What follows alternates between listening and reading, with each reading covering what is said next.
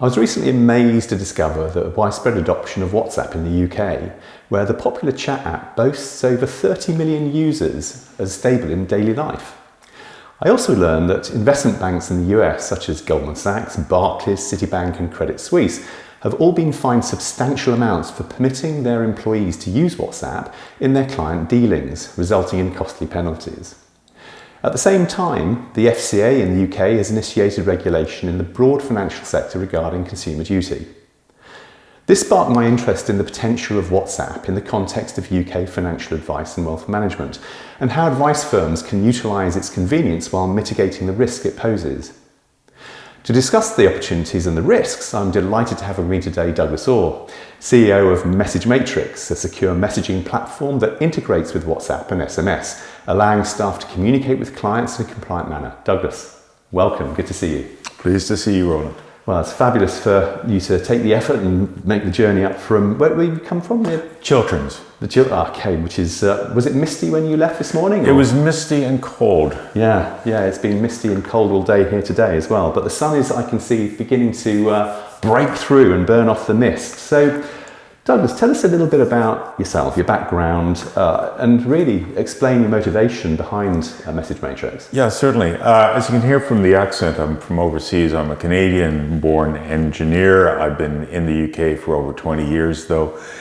I came here having built my first business in the Nordics, sold it to what is now FIS and in the financial industry, and came here and established some more businesses. But the business, which is Message Matrix, was inspired by my own relationship with my private banker.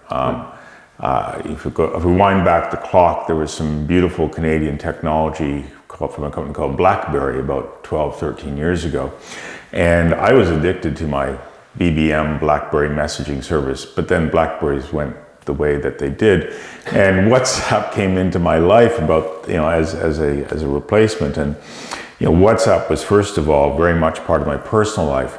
And I kept wondering, why can I not use this with my private banker and in Switzerland?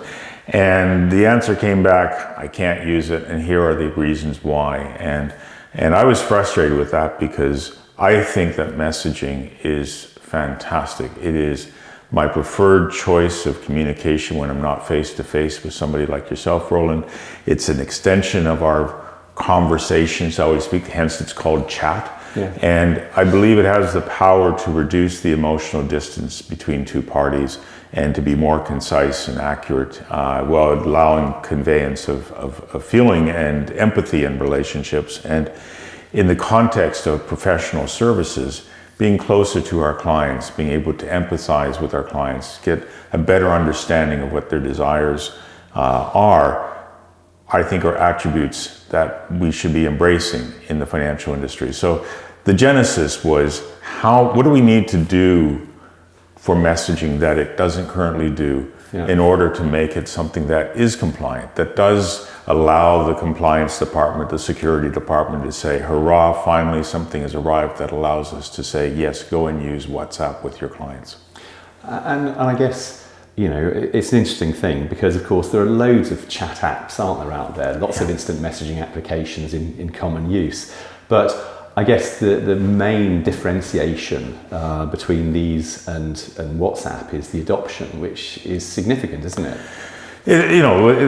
Message consumer applications, social networking, there's always this network effect, and which tends to reinforce dominant platforms like WhatsApp. And I can go to Taiwan and say that's not where WhatsApp is, that's where Line is. But so we see in the consumer space that only one or two or three platforms tend to dominate that space. Yeah. And in the professional space, of course, it's quite different. There are a number of different platforms.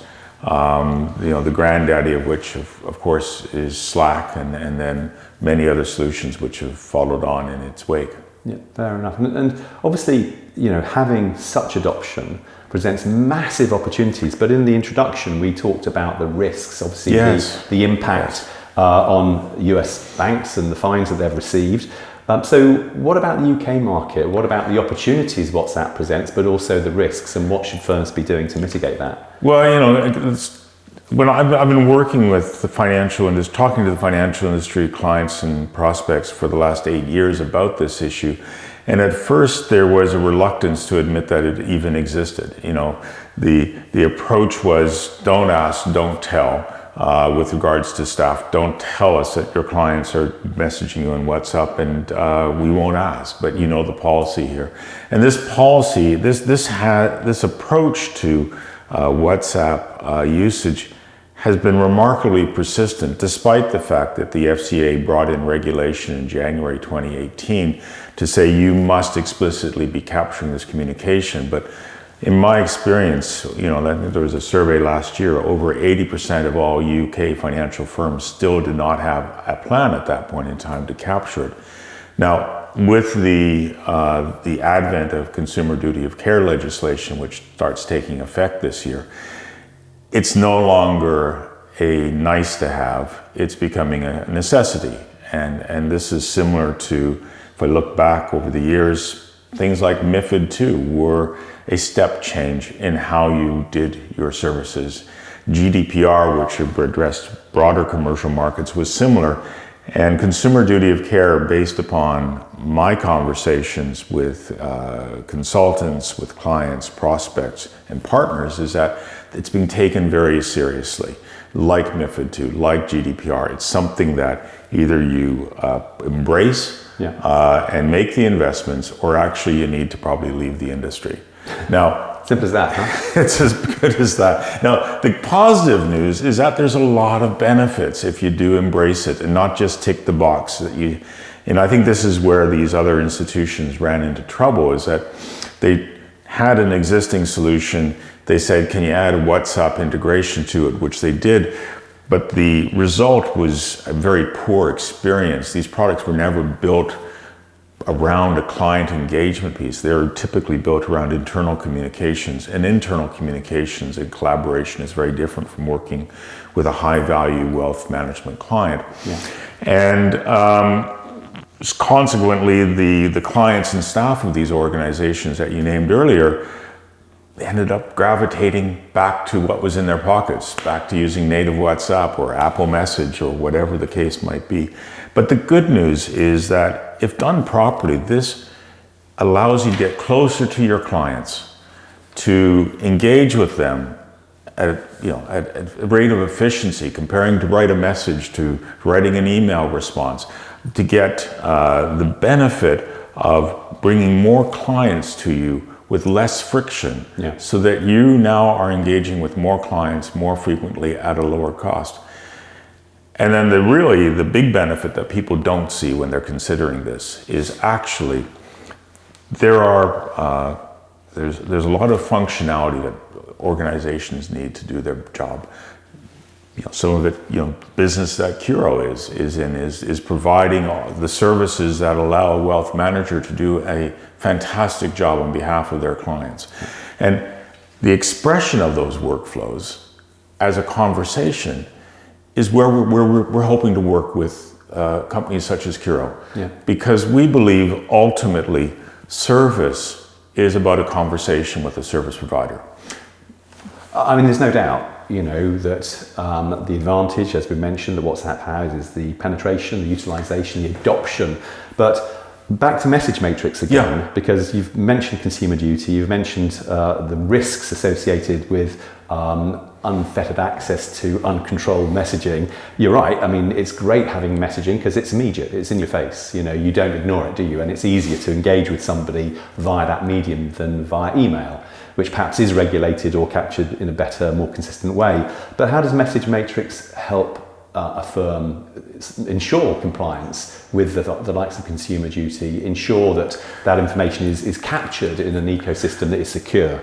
Well, the way that we deploy Message Matrix is we work with a firm, and if they don't already have a WhatsApp business account, we get them a WhatsApp business account. And we use that WhatsApp business account as the front door to that organization. And think of it like a phone switchboard from 20 years ago. Every company had a phone switchboard, and you could call a central number and say, I want to talk to John, I want to talk to Mary, I want to talk to the sales team. And we're doing the same thing with WhatsApp. We're giving a one-click, one QR code connection to a reception where people get routed to the right services and people, or maybe it's the equivalent of a direct dial straight to your RM to get the service you're looking for. And all this communication is being captured and actually being improved, which we can come back to, but it's about reducing the friction of engagement, getting the benefits of WhatsApp, but doing it in a framework which allows you to do things you can't do with WhatsApp. You know, if you were my client, Roland, and I was your financial advisor, and you're asking me about a pension product which I don't understand enough about, I could bring in a colleague who perhaps does, and I bring that, we call it an asymmetric chat. We bring in that advisor to you, you have a lovely conversation, and at the end of that conversation, the advisor, the pension specialist, leaves the conversation. You cannot go back to that specialist. You have to come back through me, which reinforces my position as your financial advisor. You know, when I first had a private banker, gosh, it was 20 plus years ago, I thought, what an amazing person. He seems to know everything. Only later did I realize that there was a lot of people behind him that actually enabled him to present that level of service to me. I think the role of a financial advisor these days is somebody who provides the empathy and the curation of information and services and advice to help a client make a better decision on investments. So I think this is about that process of evolution. Sort of bringing everybody together in a sort of consistent ecosystem. So then what do you see the advantages are for advice firms to take something like Message Matrix? And is there a way of integrating what you do with, for example, their practice management solution, their CRM or back office? Absolutely. So our solution was built to talk to integrate, to be the front end, if you want to call it that, to a CRM system or a workflow solution, whereby the value of those propositions, which have been developed and honed over many years, is now released not just as an email or a piece of paper to fill in the form, but it's a conversation with the client. And it is assisted by the financial advisor who's always in control of this relationship. But it just means that these services have a new lease on life for another generation, a generation who, you know, we're seeing this big shift of wealth from an older generation to a newer generation. Well, that newer generation doesn't do fax machines. They're less inclined, if at all, to use email. So how do you engage and bring those same services that are the right services, that are ticking all the boxes to those clients? Cool. I think that sounds really exciting and really interesting. And I think there's an obvious question that needs to be answered. So what steps do people take in order to start talking and learning more about Message Matrix? Well, like everybody, we have a website. So you can go to our website. There is a QR code. If you want to scan a QR code and come to our WhatsApp reception, there's a link to come to the WhatsApp reception. And if all else fails, you can send us an email. We still use email. Heaven forbid. So there's an email address, sales@messagematrix.io, but we really look forward to all interest that comes through this conversation. Well, we'll put all the contact details and obviously links, etc., on our website adjacent to this video. But Douglas, thank you very much indeed for your time today. It's really appreciated. Thank you for the opportunity, Roland. It's an absolute pleasure.